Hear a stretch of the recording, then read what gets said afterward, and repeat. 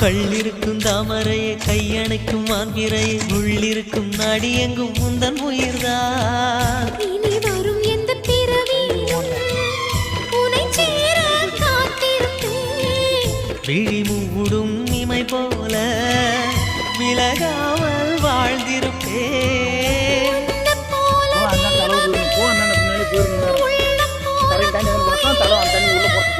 தினந்தோறும் அர்ச்சனைதான். எனக்கு வேறு வேலை இல்ல. நன்றி சொல்ல உனக்கு வார்த்தை இல்லை எனக்கு. நான் தான் மயங்குறேன்.